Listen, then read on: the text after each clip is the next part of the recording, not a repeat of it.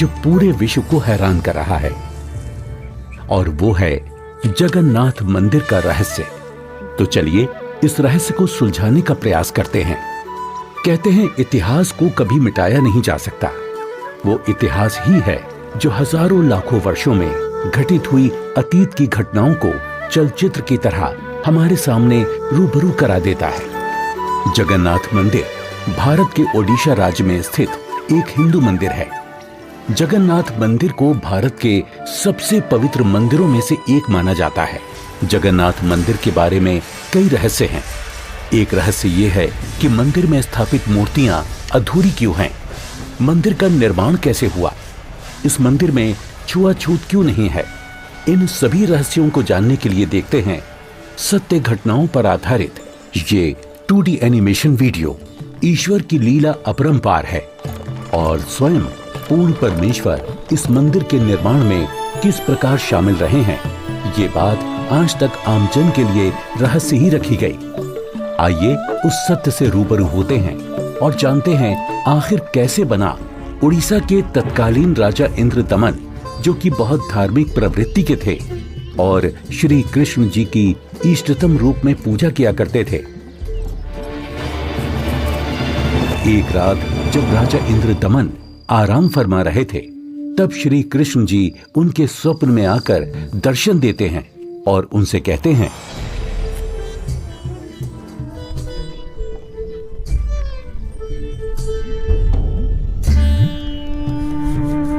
इंद्रदमन। हे प्रभु, आप? हे इंद्रदमन, मेरी मृत्यु के उपरांत जिस संदूक में मेरी अस्थियां विसर्जित की गई थी, वो काष्ठ का संदूक पानी में बहता हुआ तेरे राज्य में पुरी में समुद्र किनारे आ लगा है।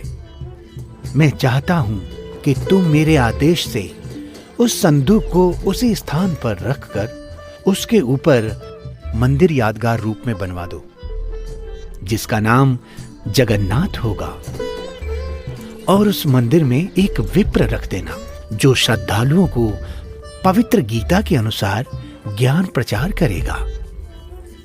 याद रहे, इस मंदिर में ना तो कोई मूर्ति होनी चाहिए और ना ही कोई पाखंड। जैसा आपका आदेश महाराज।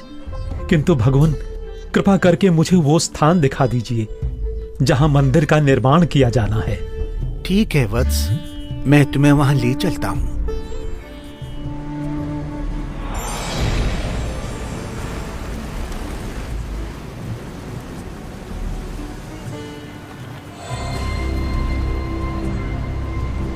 इंद्रदमन, यही वह स्थान है जहां तुम्हें हमारा मंदिर बनाना है।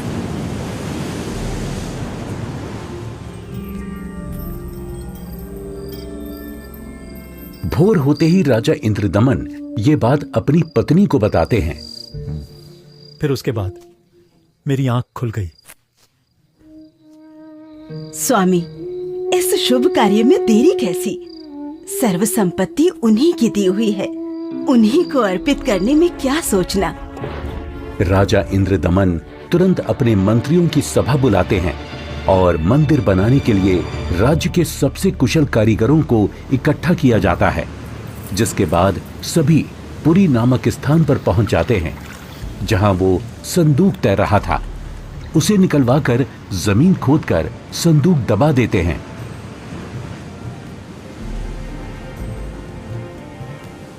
और देखते ही देखते उस संदूक के ऊपर मंदिर बनाने का काम शुरू हो जाता है।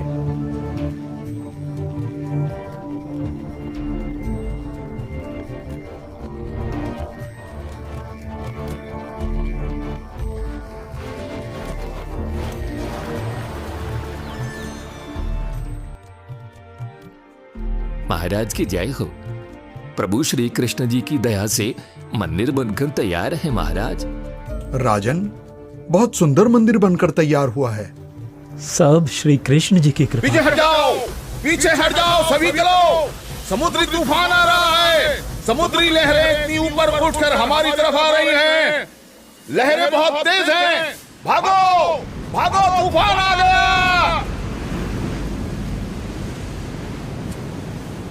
राजन, ये लहरें तो बहुत ऊंची हैं।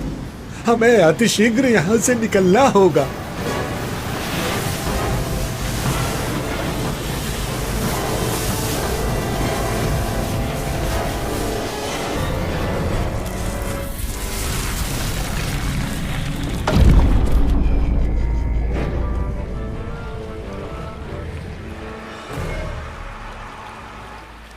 हे भगवान, ये क्या अनर्थ हो गया। समुद्र की लहरों ने मंदिर को तहस नहस कर दिया है महाराज। जगन्नाथ मंदिर के तैयार होते ही समुद्री लहरों का आना और मंदिर को अपने आगोश में समा लेना, ये घटना सिर्फ एक बार नहीं अपितु 5 बार घटित होती है।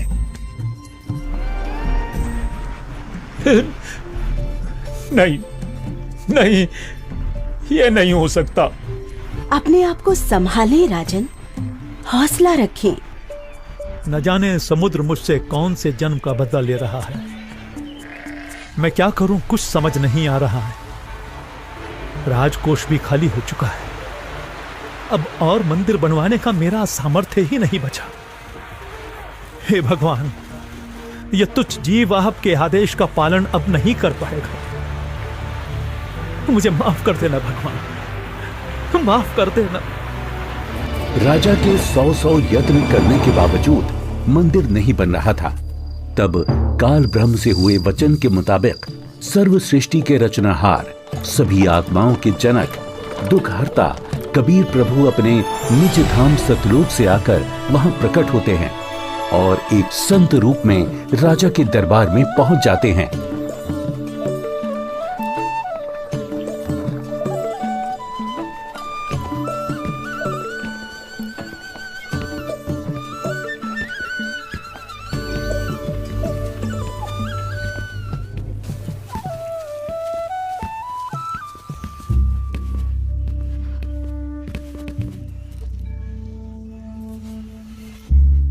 प्रणाम महाराज। प्रणाम। क्या बात है राजन, कैसे उदास बैठे हो? हे महात्मा जी, परमात्मा कृष्ण जी के आदेश से समुद्र किनारे मंदिर का निर्माण करवाया था, किंतु समुद्र ने उसे तोड़ दिया। अब की बार समुद्र नहीं तोड़ेगा, आप मंदिर बनवाओ। क्षमा करें महाराज, मंदिर 5 बार बनवाया है, परंतु 5 बार समुद्र ने उसे तोड़ दिया है। कोई बात नहीं इंद्रदमन, यदि मन बने तो मेरे पास आ जाना। मैं यहीं पास में पहाड़ी पर रहता हूं, वहीं पर मेरी कुटी है।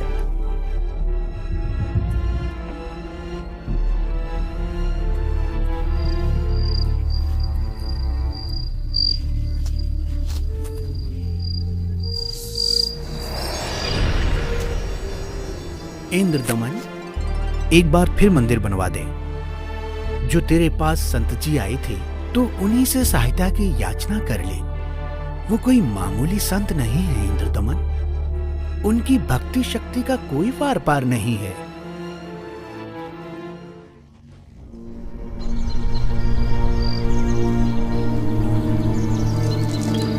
क्या हुआ महाराज? अभी अभी भगवान श्री कृष्ण जी ने दर्शन देकर मंदिर फिर से बनवाने को कहा है। अच्छा। और बताया है कि जो संत समुद्र को रोकने की बात कर रहे थे वो बहुत शक्ति युक्त हैं। मुझे उन्हीं के पास जाकर प्रार्थना करनी चाहिए। प्रभु कह रहे हैं तो आप मत चूको महाराज, प्रभु का मंदिर फिर बनवा दो। बनवाना तो मैं भी चाहता हूँ, किंतु अब तो राजकोष भी खाली हो चुका है। इस वक्त मैं धर्म संकट में फंस चुका हूँ। यदि मंदिर नहीं बनवाऊंगा तो प्रभु अप्रसन्न हो जाएंगे और मंदिर बनवाने के लिए धन भी शेष नहीं रहा। स्वामी, आप चिंतित ना हो।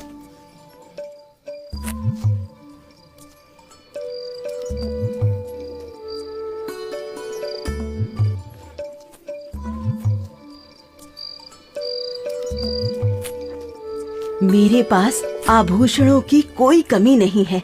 किंतु रानी, आपके आभूषण। अभी उसकी चिंता आप ना करें राजन। आपका और मेरा दुख एक ही है, दो नहीं है। आप संकट में हैं, मैं इन आभूषणों का क्या करूंगी? आप बस भगवान के आदेश के अनुसार मंदिर निर्माण का कार्य पुनः प्रारंभ करवाएं। स्वामी, ये आभूषण भी भगवान के ही दिए हुए हैं और भगवान के आदेश का पालन करने में इनका सहयोग लेना मैं अपना सौभाग्य समझूंगी। जी। सुबह उठते ही राजा इंद्रदमन अपने महामंत्री को बुलाकर भगवान श्री कृष्ण जी के आदेश के बारे में बताते हैं। आप जाइए और मंदिर कार्य पुनः प्रारंभ कराने की तैयारी करें।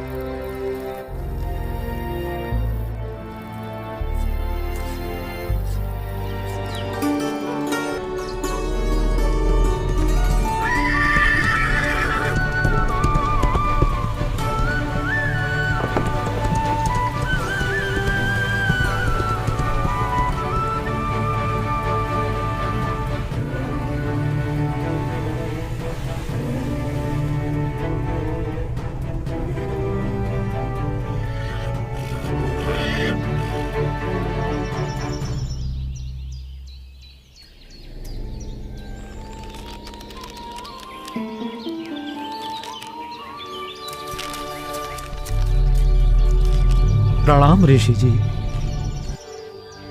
कहो इंद्रदमन, कैसे आना हुआ? हे महात्मा, मुझे माफ कर दो। मैंने आप पर विश्वास नहीं किया। स्वप्न में भगवान श्री कृष्ण जी ने बताया है कि आप समर्थ ऋषि हैं। मुझ दीन पर कृपा करो। राजन, जिस ओर से समुद्र हर बार आकर मंदिर को बहा ले जाता है, आप उस ओर एक छोटा सा चबूतरा बनवा दें, जिस पर बैठकर मैं परमात्मा की भक्ति करूंगा। जो आज्ञा महाराज। कुछ समय बाद मंदिर का निर्माण कार्य तकरीबन पूरा हो चुका था। एक दिन राजा स्वयं खड़े होकर निर्माण कार्य देख रहे होते हैं। तभी वहां गोरखनाथ जी आ जाते हैं। प्रणाम स्वीकार करें महात्मन। इंद्रदमन, आप भगवान का इतना सुंदर मंदिर बनवा रहे हैं, किंतु सुना है कि इस मंदिर में कोई मूर्ति नहीं लगा रहे। ऐसा क्यों? मुनिवर क्षमा करें। भगवान श्री कृष्ण ने स्वयं स्वप्न में आकर मुझे मूर्ति लगाने से मना किया है।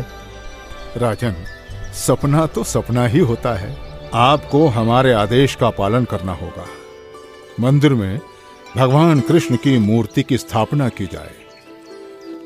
हे महात्मन, जैसा आपका आदेश। हाँ, और याद रहे, मूर्ति चंदन की लकड़ी से बनाई जाए। राजा ने अपने मंत्रियों को बुलाया और विचार विमर्श करने के बाद अन्य संतों से कहा कि राजन, अकेले भगवान का मन कैसे लगेगा? मंदिर में भगवान श्री कृष्ण जी के साथ साथ बलराम और सुभद्रा की मूर्ति भी स्थापित की जाए। राजा ने मूर्ति बनाने के लिए एक कुशल कारीगर ढूंढने की बात कही। मंत्रियों ने 3 कुशल कारीगरों को बुलाकर मूर्तियां बनवाना शुरू कर दिया। अब एक तरफ मंदिर तो दूसरी तरफ मूर्तियां बनाने का काम चल रहा होता है, किंतु कुछ समय बाद पता चलता है कि जिस तरह मंदिर बार बार टूट रहा था, अब इस प्रकार मूर्तियों के भी अपने आप टुकड़े टुकड़े होने लगते हैं। और ऐसा 3 बार होता है, जिसे देख राजा इंद्रदमन बहुत चिंतित हो जाते हैं, किंतु भगवान से भक्त का दुख देखा नहीं जाता। इसलिए एक दिन जब राजा अपने दरबार में बैठे होते हैं और पूरा दरबार बिल्कुल शांत होता है, सबके सब इसी चिंता में होते हैं कि करें तो क्या करें।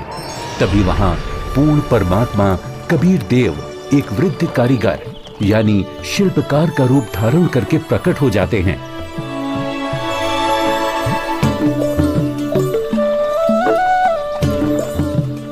राजा से कहो कि मैं एक शिल्पकार हूँ और मूर्ति बनाना बड़े अच्छे से जानता हूँ। महाराज की जय हो। महाराज, बाहर एक वृद्ध व्यक्ति आया है और अपने आप को मूर्तिकार बता रहा है। आपसे मिलना चाहता है महाराज। अवश्य, उनको अवश्य आने दिया जाए।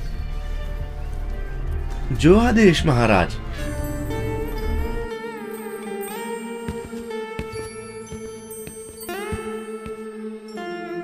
ये कारीगर तो बड़ा अनुभवी लगता है।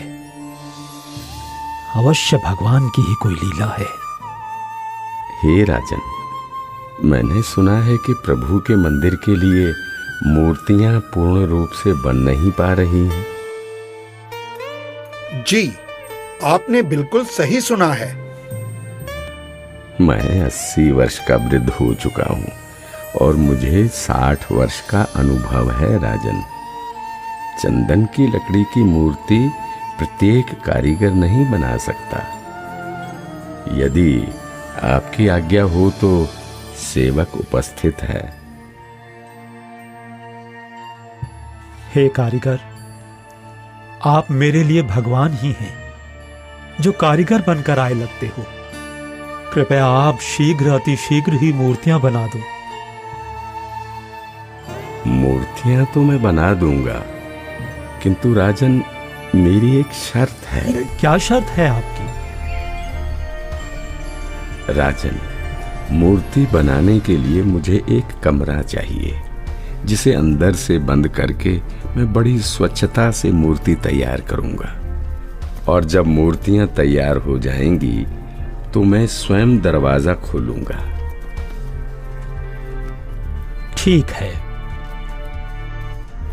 एक बात और राजन, यदि किसी ने मेरे बाहर आने से पहले दरवाजे को खोलने का प्रयास किया तो मूर्तियां फिर पूरी बन नहीं पाएंगी। वो जितनी बनी होंगी उसी हालत में आपको मिलेंगी और फिर उन्हें पूर्ण कर पाना संभव नहीं होगा राजन। जैसी आपकी इच्छा।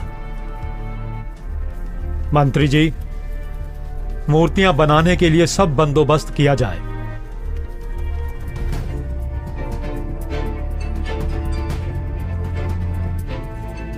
प्रणाम महात्मा जी। इंद्रदमन, मूर्तियां बनवाई क्या?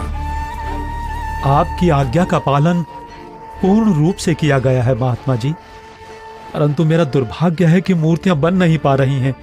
बनते बनते ही सबके टुकड़े टुकड़े हो जाते हैं। मूर्तियां अवश्य बनवानी है राजन। अब बनवाओ, मैं देखता हूं कैसे टूटती है मूर्ति। हे नाथ जी, प्रयत्न किया जा रहा है। प्रभु का भेजा एक अनुभवी कारीगर बंद कमरे में मूर्तियां बना रहा है।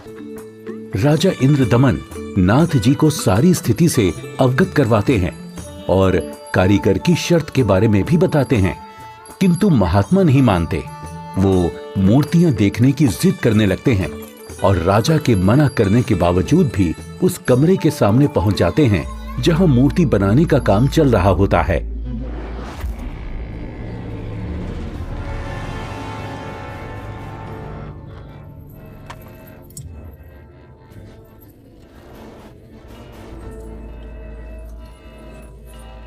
कारीगर, दरवाजा खोलो। दरवाजा खोलो कारीगर। मैं कहता हूं दरवाजा खोलो कारीगर, हमें मूर्तियां देखनी है। राजन, आप बता रहे हो 80 वर्षीय वृद्ध हैं और 12 दिन से खाना पीना भी नहीं किया है। अब आवाज भी बंद है, कहीं कारीगर मर न गया हो। आप दरवाजे को तोड़वा दीजिए। राजा ना चाहते हुए भी नाथ जी के कहने पर दरवाजे को सैनिकों से तुड़वा देते हैं।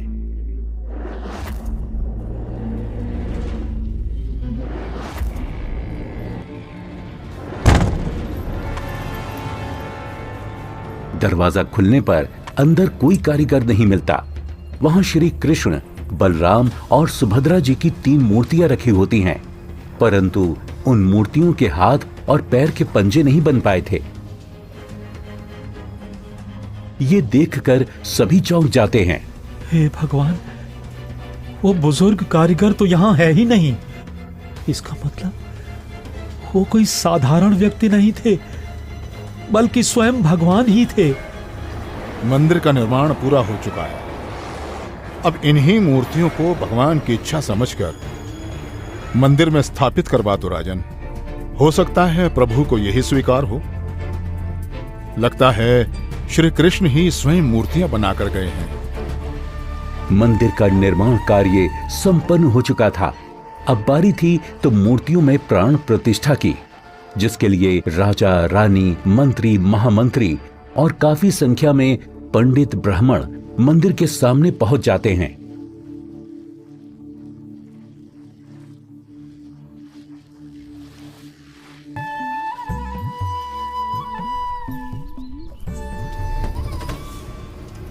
रे दुर्बुद्धि शूद्र, अपवित्र! देखता नहीं मंदिर का द्वार अपवित्र कर दिया तूने। ये क्या शूद्र कैसे बन गई? भगवान, ये कैसे हो गया? ये कैसे हो गया भगवान? कैसे हो गया? प्रभु क्षुब्ध हो गई हैं क्योंकि मुख्य द्वार को उस शूद्र ने अशुद्ध कर दिया है, इसलिए सब मूर्तियों ने शुद्र रूप धारण कर लिया। बहुत बड़ा अनिष्ट हो गया राजन। कुछ समय उपरांत देखते ही देखते मूर्तियां अपने वास्तविक रूप में आ जाती हैं, जिसके बाद पंडित कई बार गंगा जल छिड़ककर मूर्तियों को शुद्ध करने का उपक्रम करते हैं। मूर्ति स्थापना के कुछ दिन बाद अचानक समुद्री तूफान आ जाता है और समुद्री लहरें लगभग 40 फीट ऊंची उठकर बहुत तेज वेग में मंदिर की ओर चल पड़ती हैं। सभी आपस में बातें करने लगते हैं। लगता है अब की बार भी समुद्र मंदिर को नष्ट कर देगा। अरे ये क्या, संत जी अभी भी वहीं पर बैठे हैं? अरे कोई उठाओ उनको वहां से। सभी चिल्लाते हैं, हट जाओ, हट जाओ वहां से, पीछे हट जाओ, समुद्री तूफान आ रहा है। हट जाओ, वहां से पीछे आ जाओ, महात्मा जी, पीछे आ जाओ। अरे अरे अरे अरे ये क्या हो गया? ये क्या हो गया? ये क्या हो गया? अरे क्या हो गया? महात्मा जी ने पानी को वहीं पर रोक दिया है राजन। लगता है अब की बार मंदिर बच जाएगा। महात्मा अवश्य ही कोई परम शक्ति युक्त है।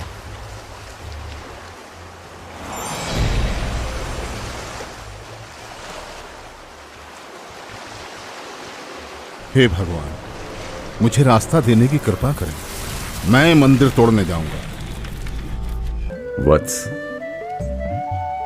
ये मंदिर नहीं है।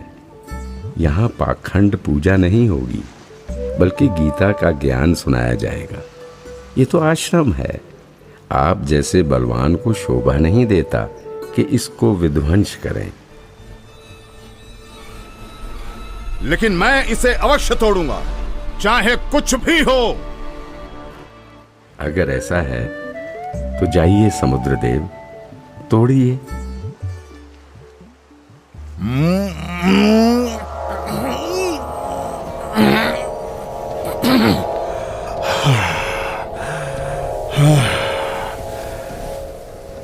मैं आपकी शक्ति के आगे विवश हूं स्वामी। आपकी शक्ति अपार है। आप मुझे रास्ता देने की कृपा करें प्रभु। मैंने राजा इंद्रदमन को मंदिर की रक्षा का वचन दिया है। मैं मार्ग से नहीं हट सकता समुद्रदेव। आप ऐसा कुकृत्य क्यों करना चाहते हैं? जब ये कृष्ण त्रेता में श्री राम बनकर आए थे, तब इन्होंने लंका जाने के लिए मुझे अग्नि बाण दिखाए और मुझे भला बुरा कहकर अपमानित कर रास्ता मांगा था। लक्ष्मण, मेरा अग्नि बाण दो। लातों के भूत बातों से नहीं मानते। मैं ये मंदिर तोड़कर उसका प्रतिशोध लेना चाहता हूं। समुद्रदेव, प्रतिशोध तो आप पहले ही ले चुके हो। आपने तो समस्त द्वारिका पहले ही डुबो दी है। जी नहीं, अभी वो पूर्ण रूप से नहीं डूबी। कोई प्रबल शक्ति युक्त संत आने के कारण मेरा वो कार्य भी अधूरा रह गया और वो आधी ही डूब सकी, क्योंकि मुझे वहां पर किसी ने मानो बांध दिया है। वत्स, वहां भी मैं ही पहुंचा था और मैंने ही वो अवशेष बचाया था। अब जा, शेष बची द्वारका को भी डुबो ले, परंतु उस यादगार को छोड़ देना जहां श्री कृष्ण के शरीर का अंतिम संस्कार किया गया था। अन्यथा आने वाले समय में ये भ्रम पैदा होगा कि श्री कृष्ण की मृत्यु ही नहीं हुई। समुद्र, ध्यान देकर सुन। यदि फिर इधर मंदिर तोड़ने आया तो बात ठीक नहीं रहेगी। कबीर परमेश्वर के आदेश से समुद्र लगभग 1.5 किलोमीटर पीछे हट जाता है, जिसे देखकर वहां खड़े राजा, मंत्री, सैनिक और जनता सभी खुशी मनाने लगते हैं और जय जयकार करने लगते हैं संत रूप में आए कबीर परमेश्वर की। महात्मा की जय, महात्मा की जय हो, जय हो, जय हो, जय हो, जय हो।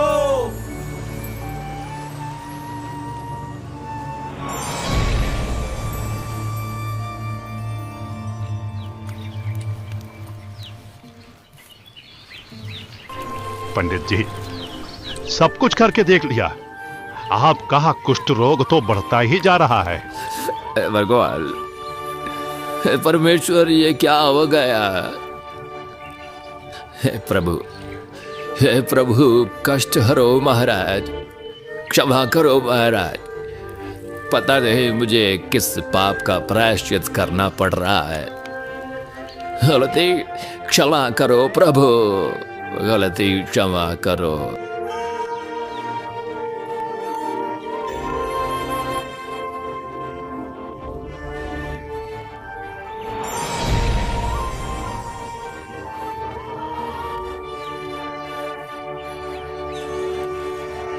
हे भक्त, तूने मुख्य द्वार पर खड़े एक संत को नीच जाति का समझकर धक्का दिया है। क्षमा करो महाराज, आगे से ऐसी भूल कभी नहीं होगी। आपका कष्ट निवारण मैं नहीं कर सकता, ये तो उन्हीं के पास जाकर क्षमा मांगने से और उनके पैर धोकर उस चरणामृत के पान से ही होगा। वो कोई साधारण संत नहीं थे, अपितु कोई परम शक्ति ही शूद्र रूप धारण करके वहां परीक्षा लेने के लिए पहुंची थी। यदि वो आपको हृदय से क्षमा कर देंगे तो ही आपका कष्ट निवारण संभव है, अन्यथा नहीं।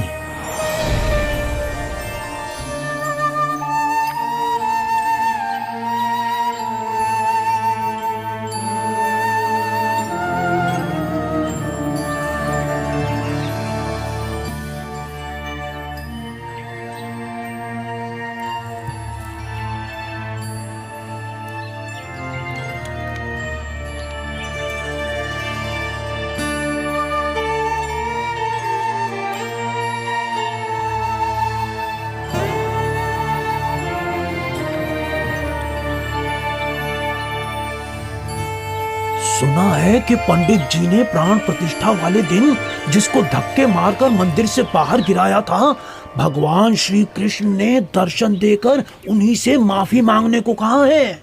अच्छा? हाँ, मुनि की खोज सभी कर रहे हैं ताकि पंडित जी का कोढ़ का रोग ठीक हो सके।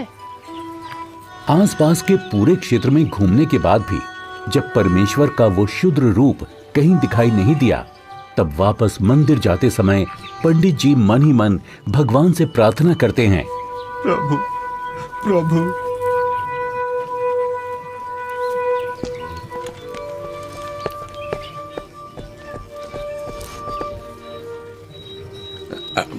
अरे अरे रुकिए पंडित जी, मैं शूद्र हूं, मेरे नजदीक मत आइए, आप भी अशुद्ध हो जाएंगे। आप ऐसा न बोले, मैं बहुत शर्मिंदा हूं भगवान। परवरदिगार, मेरा दोष क्षमा कीजिए, मुझ पर दया कीजिए करुणानिधि। क्या बात है पंडित जी, आप क्यों विलाप कर रहे हैं? महाराज, उस दिन मुझसे बहुत बड़ी भूल हो गई, मुझे क्षमा कर दीजिए प्रभु। ये नीच प्राणी प्रायश्चित करना चाहता है, अपने चरणों का जल देने की कृपा करें जिससे मेरा कोढ़ ठीक हो सके प्रभु।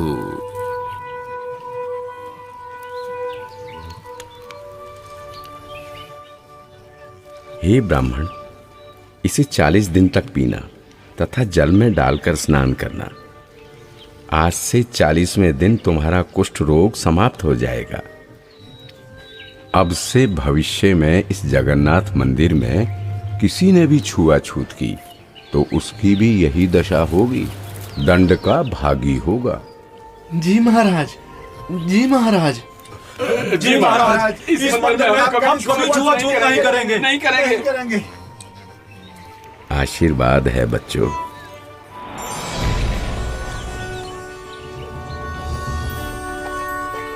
कहते हैं जगत का पेख ना पेख्या, धनी का नाम ना लेखिया।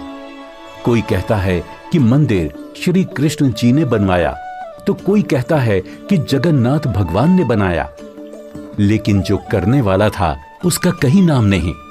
खैर, वो परमात्मा अपने आप में ही पूर्ण है, वो किसी महिमा का मोहताज नहीं।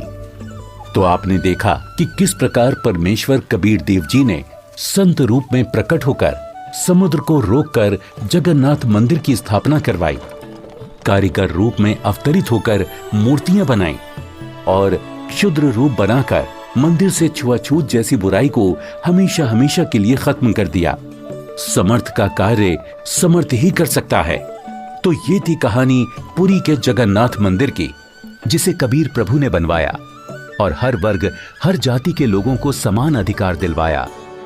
जगन्नाथ मंदिर की सत्य कहानी का रहस्य संत रामपाल जी महाराज जी के मंगल प्रवचनों से लिया गया है।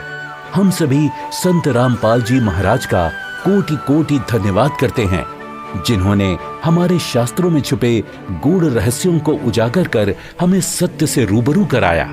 आज वर्तमान में केवल संत रामपाल जी महाराज ही तत्वदर्शी संत हैं, जो भक्ति और भगवान के बारे में वास्तविक जानकारी दे रहे हैं। संपूर्ण आध्यात्मिक ज्ञान प्राप्त करने के लिए अवश्य सुने जगत गुरु तत्वदर्शी संत रामपाल जी महाराज के मंगल प्रवचन और अभी डाउनलोड करें संत रामपाल जी महाराज एप्लीकेशन।